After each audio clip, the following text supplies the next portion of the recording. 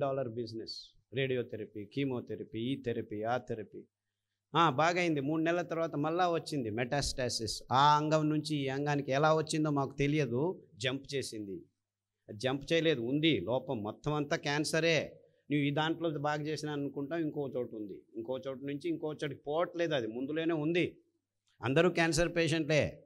మీకు రోగనిరోధక శక్తి బాగుంటే క్యాన్సర్ బయటికి రాదు, అంతే, ఇంకేమీ లేదు. సో ఇలాంటి విషయాలన్నిటికీ అంటే ఇప్పుడున్న రోగగ్రస్త సమాజానికి ముందు మనం ఏం చేస్తున్నాం నిర్మాణం? ఒట్టే పిల్లల్లో 100కి 28 మంది బుద్ధిమాంద్య మొక్కలు అంటే పిల్లలు పుడుతున్నారు. 100కి 28 మంది బుద్ధిమాంద్య పిల్లలను పుట్టించే సమాజం ఇప్పుడు తయారైంది. 100 సంవత్సరాల క్రితం బుద్ధిమాంద్య పిల్లలు 10 లక్షలకు ఒకరు పుట్టేవాడు. 150 సంవత్సరాల క్రితం డయాబెటీస్ పేషెంట్లు ఆల్మోస్ట్ లేనే లేరు, బీపీ పేషెంట్లు లేనే లేరు, క్యాన్సర్ తెలియదు. కానీ డాక్టర్లు ఏం చెప్తున్నారు? జీవనశైలి వల్ల వస్తుంది, లైఫ్ స్టైల్ డిసీజెస్ అంటున్నారు. చీఫ్ మినిస్టర్ లైఫ్ స్టైల్ ఒకటే, ఇక్కడ ఆటో డ్రైవర్ లైఫ్ స్టైల్ ఒకటేనా? ఆటో డ్రైవర్కు అదే రోగం ఉంది, చీఫ్ మినిస్టర్కు అదే రోగం ఉంది. చిన్నపిల్లలు, స్కూల్ ఆడపిల్లలకు క్యాన్సర్ వస్తుంది. పెద్ద పెద్ద సిటీల్లో సిఈఓలకు క్యాన్సర్ వస్తుంది.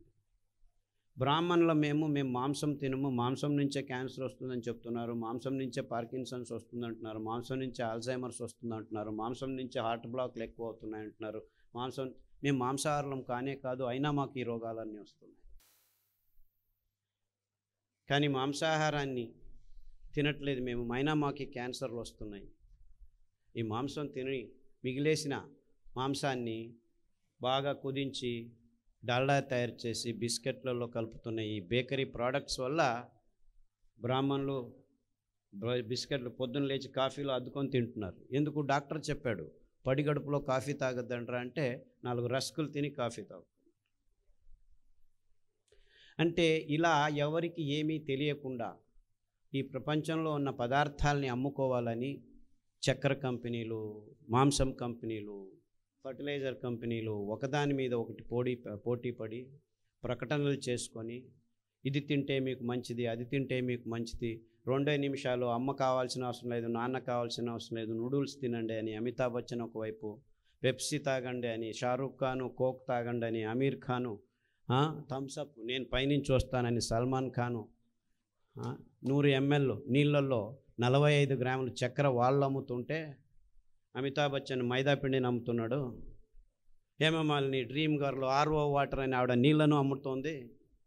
ఇలా అందరినీ ప్రకటనల మూలకంగా పెద్ద పెద్ద ఐకాన్స్, సండేయా మండే ఖావో అండే అని చందూల్కర్ వచ్చి అని కాల్షియంను అమ్ముతున్నాడు. ఇలా ఈ కంపెనీలు తమ పదార్థాలని పెద్ద పెద్ద ఐకాన్స్ని క్రియేట్ చేసి, స్టార్స్ని క్రియేట్ చేసి ఈ పదార్థాలని మన నోట్లో వేస్తూ ఉంటే మనము అవునా అంత మంచివా అని చెప్పి తీసుకొచ్చి కిచెన్లలో పెట్టుకొని, ఇంక కిచెనే అవసరం లేదు, 2 నిమిషాలు వేడి నీళ్ళలో వేయండి అని అమితాబ్ బచ్చన్ 25 సంవత్సరాలు చెప్తూనే ఉన్నాడు.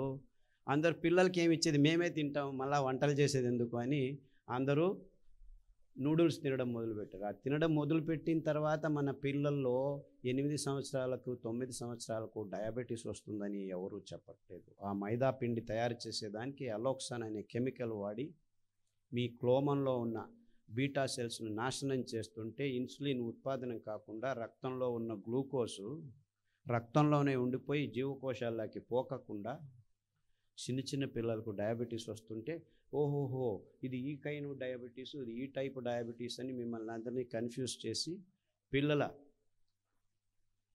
10 యూనిట్లు పొద్దున సాయంకాలం 10 యూనిట్లు అని ఇన్సులిన్ చుచ్చుతూ ఉంటే ఆ పిల్లలు ఇన్సులిన్ ఎక్కువైపోయి రక్తంలో ఉన్న గ్లూకోజ్ జీవకోశాల్లోకి పూర్తిగా తీసుకుపోయి రక్తంలో పూర్తి గ్లూకోజ్ లేకుండా ప్రజ్ఞ తప్పి పడిపోతే కోమా వచ్చింది అని చెప్పి ఆ రక్తం పోయింది, ఒక చాక్లెట్ నోట్లో వేయండి, వాడు కింద పడిపోయింటే చాక్లెట్ ఎవరు నోట్లో వేసేది?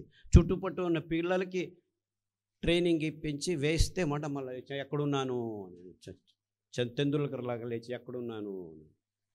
ఇలా మన జీవితాల్ని ప్రకటనలతో వాణిజ్యీకరణం ఒత్తిడులతో మోసం ఒకవైపు చిన్నగా జరుగుతుంటే పెద్ద ప్రమాణంలో ఈ ఫర్టిలైజర్ కంపెనీలు, ఔషధి కంపెనీలు